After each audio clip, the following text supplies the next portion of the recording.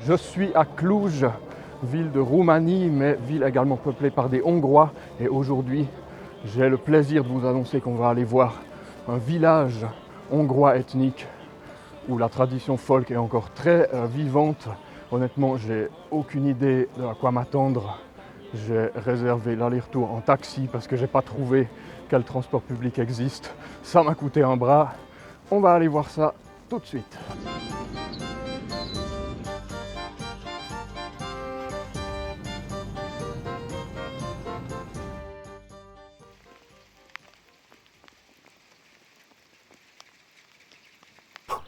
On y est, on est à Szék, village hongrois de Transylvanie.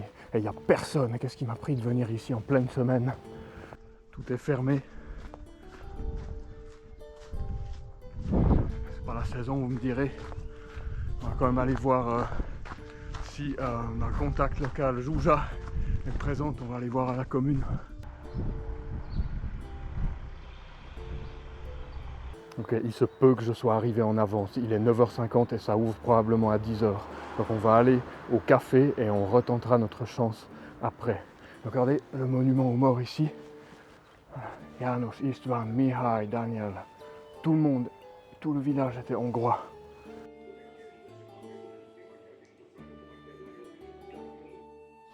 Ok, j'ai trouvé la guide touristique par hasard au Polgármesteri Hivatal, là au bureau de la commune. Donc potentiellement, une fois qu'elle aura fini d'aider quelqu'un, elle pourra me faire un tour du village. Donc touchons du bois, ça va le faire. Et derrière moi, il y a quelqu'un en costume traditionnel qui attend au bord de la route depuis 20 minutes. Je croyais que dans Google Street View, ils avaient mis le costume pour le jour où la Google Car passe. Mais non, il y a bien des gens dans ce village qui vivent à l'année en costume traditionnel. Ça m'intrigue beaucoup, j'ai envie de découvrir ça. On m'a dit d'attendre 5 minutes et ça fait 45 minutes que je suis ici et il pleut. Alors je vais essayer d'appeler.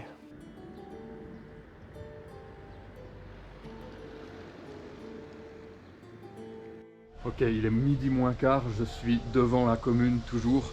La situation est un peu bizarre, c'est-à-dire que ma guide en fait, elle est dans le bureau ici derrière moi.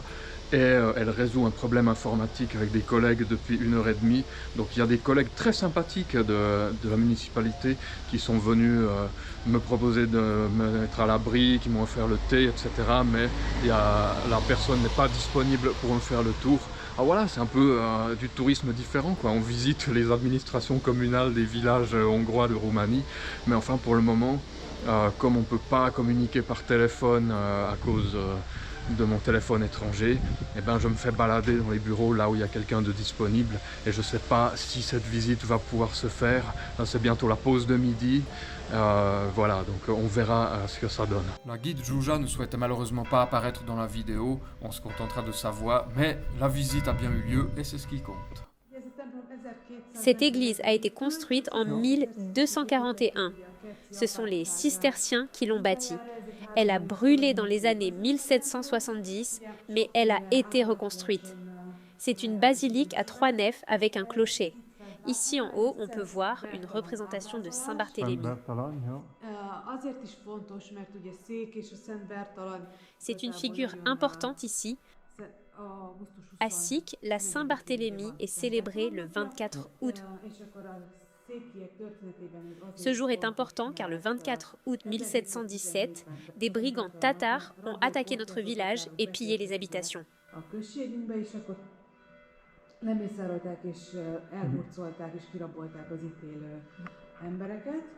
Si vous avez des questions, n'hésitez pas. J'ai vu une fois une église en Transylvanie où la chaire était au centre, comme ici. Et il y avait les bancs tout autour, pas seulement d'un côté. C'est typique. Oui, en fait, Szék est divisé en 3 quartiers, Felszeg, Foroszeg et Csipkeszeg. Et comme c'est une église calviniste réformée, les hommes et les femmes s'assoient séparément. Les maris et femmes ne s'asseyent pas côte à côte. D'un côté s'asseyent les hommes de Csipkeszeg et de Foroszeg, et de l'autre côté, leurs femmes. Alors, les églises ici ont différents côtés, parce que chaque quartier en fait venait s'asseoir d'un côté, et les hommes et les femmes étaient séparés. Et donc, suite à cette razzia tatare du 24 août 1717, c'est là qu'on a fait notre première fresque.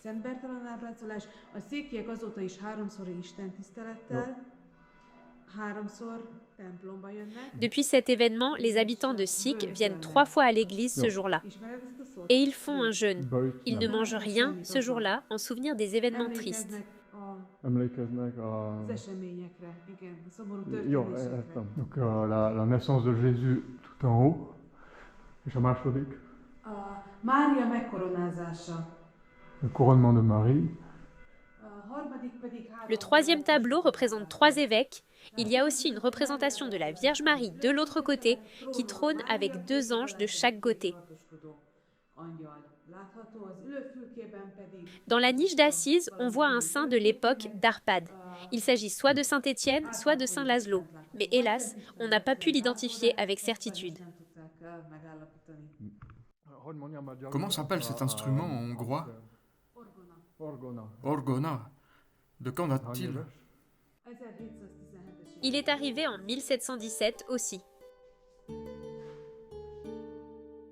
1800. 52. Dans chaque village hongrois, il y a un tájház. C'est quoi exactement? Un tájház, c'est une maison qui a été conservée telle qu'elle était à l'origine, comme les gens y vivaient. C'est un peu comme un musée. Ah, je comprends, donc c'est comme une vieille maison. C'est exactement ça. Eux vivaient ici, le couple sur cette photo. Kocsis János, Szabó Rózsi. Cette pièce, on appelle ça la chambre propre ou la première maison. On y expose les cadeaux de mariage. Ces objets n'avaient pas d'usage, c'est juste pour faire joli. La chambre propre, c'est donc là où on dormait. Non, cette pièce n'était pas utilisée sauf lors de grandes occasions. Selon la tradition, lorsqu'il y a un mariage, la dot est amenée par une charrette et les objets sont exposés dans une chambre. C'est cette chambre, les meubles, les couvre-lits, etc. Donc le nombre de coussins dans une maison déterminait la richesse d'une famille. Donc les filles confectionnaient cette literie. Les filles cousaient ça avec l'aide de leur mère avant de se marier. Avant le mariage, d'accord, c'est pour la dot, d'accord. Ce four-là était utilisé seulement une fois par semaine, souvent le week-end. C'est ce qu'on appelle un four à cheminée ouverte. Ils y préparaient le pain pour toute la semaine, mais aussi ils accrochaient des bâtons, même jusqu'au grenier, de longues perches. Et ils y mettaient le lard, le saucisson ou d'autres aliments qu'ils voulaient fumer.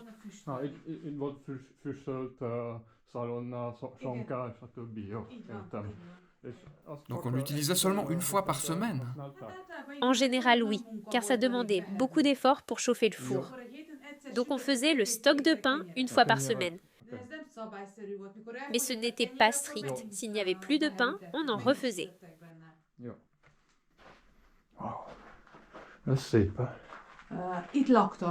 Ici, ils vivaient.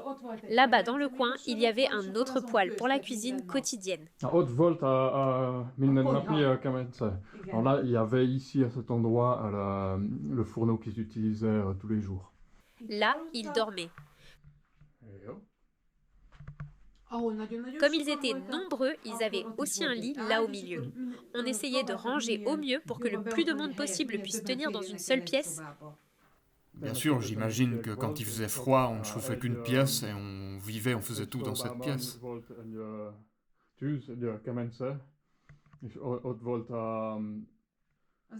C'est là que se déroulait toute la vie. Salle de bain, salon, chambre, cuisine, tout dans cette pièce. J'ai vu une fois un autre tájház avec un lit au-dessus du poêle. Ça existait aussi dans la région? Quand le four à cheminée fonctionnait aussi, il pouvait mettre un lit ici, à côté. Donc ça, c'est le costume traditionnel de Sék. Costume féminin. Costume féminin, oui, et là-bas masculin. J'ai remarqué dans les rues que beaucoup de vieilles dames portent encore ce costume. Donc ici, à Sék, c'est le vêtement de tous les jours. C'est exact, elles n'ont pas de vêtements comme les miens, seulement le costume. Donc c'est encore un village où il y a des personnes qui portent le costume traditionnel tous les jours. Voilà. Kosztüm tradicionális, ezt én is értettem. Igazából látjuk, hogy fekete és piros az alapja. On voit que le noir et le rouge dominent. Encore une fois, cela remonte à Saint-Barthélemy. Le noir représente le deuil, le rouge le sang. À travers le costume aussi, on cherche à se souvenir de l'invasion tatare de 1717. A viselet az maga alsó szoknya. Le costume comprend un jupon, enfin, en fonction du poids de la fille, 1, 2 ou 3, pour donner un beau volume. Par-dessus, cette jupe plissée qui se prononce Fershin 2. Et encore un tablier par-dessus.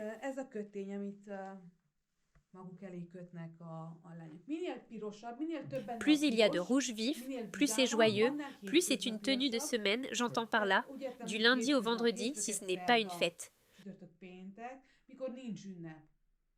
Ou une tenue pour les plus jeunes. Le costume plus noir, plus sombre, avec moins de rouge, c'est pour le week-end et les fêtes. Le gilet de l'homme était bleu car il travaillait à la mine et c'est la couleur des mineurs. Sik était un village minier. Quand je vivais à Budapest, j'ai appris des chants traditionnels, notamment de Sék et de Gyimes. Il y a encore beaucoup d'événements ici liés à la danse ou au chant. Oui, il y a des bals où nous dansons.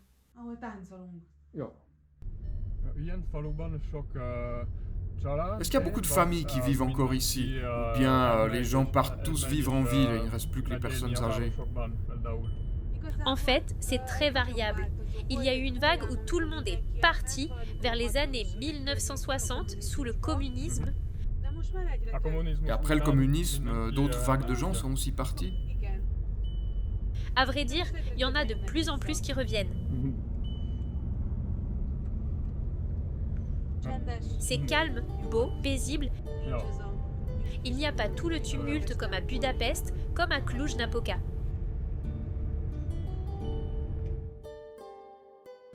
Voilà, c'était le petit tour du village de Sék avec Jouja, guide touristique de la municipalité de Sék. Merci infiniment Jouja pour le tour du village. Bon voilà, il y a eu des petits problèmes à la commune, il y a eu du retard, mais c'est pas grave, merci infiniment.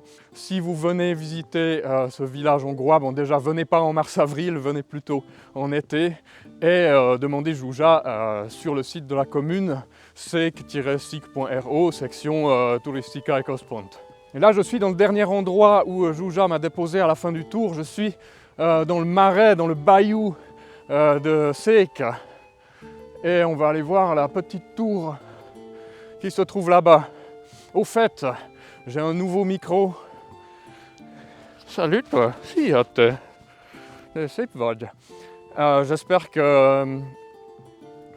j'espère qu'il nous rendra service parce qu'il y a un vent pas possible.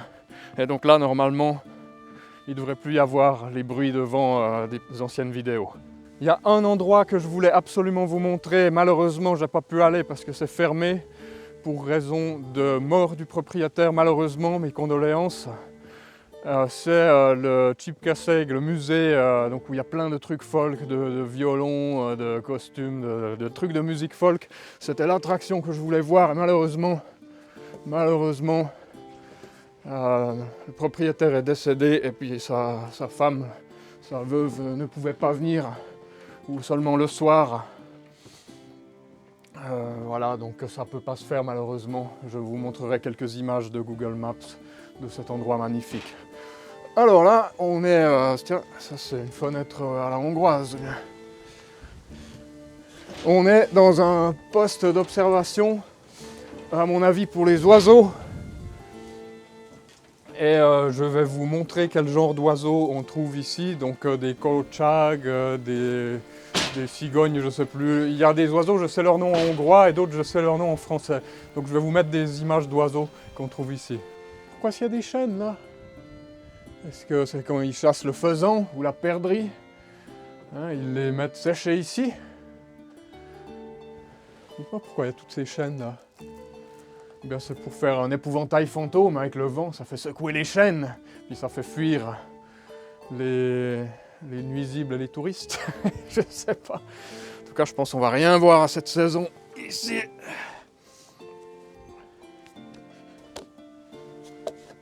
Alors voilà pour cette petite vidéo sur Szék, village hongrois de Transylvanie. Je suis clairement pas venu à la bonne saison, je pense. On peut conclure comme ça. Il faut vraiment venir au printemps, en été ou en automne. C'était mignon tout plein. Toutefois, je vous avoue que c'était un peu stressant de faire cette vidéo. Hein. Il y a eu un peu des problèmes au démarrage avec la personne qui n'était pas disponible et aucun moyen de la contacter. Mais ce fut fort sympathique. Quand même, je dirais qu'il y a les problèmes de tous les villages voilà, de Roumanie. Hein. Je pense ici, il n'y échappe pas. Il y a clairement beaucoup moins d'infrastructures que dans des villages hongrois. Rendez-vous compte, quoi. Il y a 4 bus, il n'y a pas 4-5 bus par jour. Il n'y a pas l'horaire indiqué sur les papiers, il n'y a pas l'horaire sur Internet, donc il faut connaître le chauffeur. Il faut pouvoir l'appeler et lui demander à quelle heure le bus passe. Et puis le week-end, il n'y a rien. Donc il y a beaucoup de choses fermées aussi. J'ai vu des bars fermés. Il y a un seul resto, mais ils font que take-away. Et puis donc il faut commander 1 heure à l'avance. Voilà, donc on n'est clairement pas dans une région qui a beaucoup de touristes et ça manque cruellement d'infrastructures. À l'heure actuelle aussi, je peux dire que j'ai pas traduit le hongrois, là, j'ai pas traduit l'interview en hongrois, je vais le faire après coup. Donc à l'heure actuelle, j'ai pas tout compris exactement ce que la guide m'a dit, mais de ce que j'ai compris, c'est compliqué, quoi. Et ce genre de village vieillissant où les gens qui ont des familles du travail partent, enfin une grande partie des gens sont partis après le communisme, si j'ai bien compris.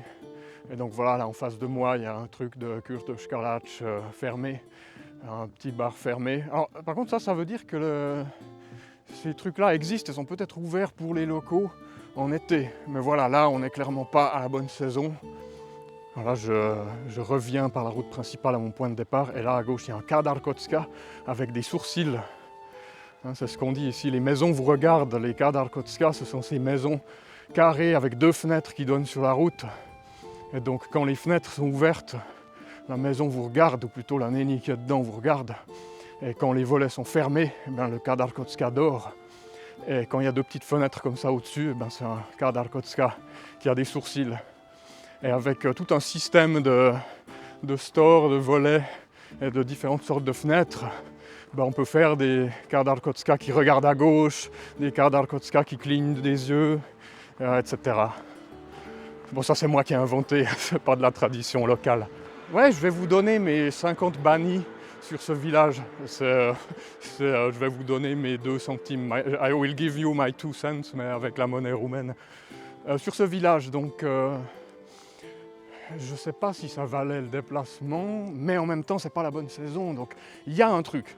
Il y a une tradition, en fait, qui est vivante sur place. Je n'ai pas précisé qu'aussi il y a des chansons, hein. Il y a eu des collectes de chansons et il y en a encore jusqu'à aujourd'hui. Il y a une tradition il y a une tradition ininterrompue de chants folkloriques, c'est-à-dire que les grands-mamans ont transmis les chansons aux petites filles ou les grands-papis aux petits-fils sans interruption, et du coup on a des chants folk encore dont on ignore l'origine. Et ça se transmet oralement. Donc ça c'est encore très vivant dans la région. C'est une des régions avec l'Imes, avec le Kalotaszeg, avec le Mezőség, qui a ce genre de tradition. Ça malheureusement la guide n'en savait pas trop là-dessus. Mais voilà, il y a une tradition en fait qui n'est pas le fruit d'un tourisme de masse, mais en fait comme pas de touristes viennent ici, à mon avis, ben, c'est un peu en déclin, il y a un risque de disparition, je dirais.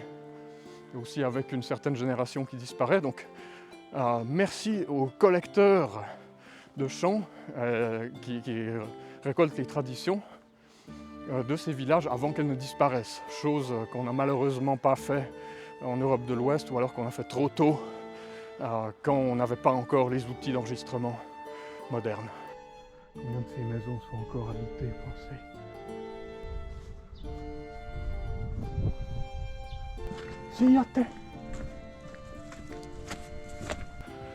La tradition folk doit être préservée. Je pense, c'est mon avis, en tout cas moi ça m'inspire de prendre des chants libres de droit et de refaire des nouveautés, du folk revival.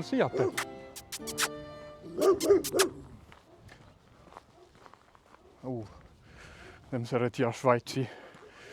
Fel à Schweiz turistator. La tradition folk doit être préservée à mon avis. En tout cas, il y a des nerds, il y a des geeks de la musique ou du costume, voilà, qui s'intéressent à ça. Et moi, c'est vraiment ça. Je suis venu en Hongrie et j'ai pris des cours de chant hongrois dans le but de voir un peu cet univers de la musique folk collectée, hein, les collecteurs de chants folk. Donc si vous voulez me rentabiliser le trajet en taxi jusqu'ici, jusqu'à cet endroit, mais vos gueules, jusqu'à cet endroit au cœur de la tradition roumaine, hongroise, ethnique, un peu en voie de disparition, et bien allez sur bardinexile.org, allez chercher Bard in Exile sur Bandcamp, Spotify, et acheter quelques albums, ce serait sympa. Attention, l'aboiement de chien le plus relou du monde va commencer dans 3, 2, 1...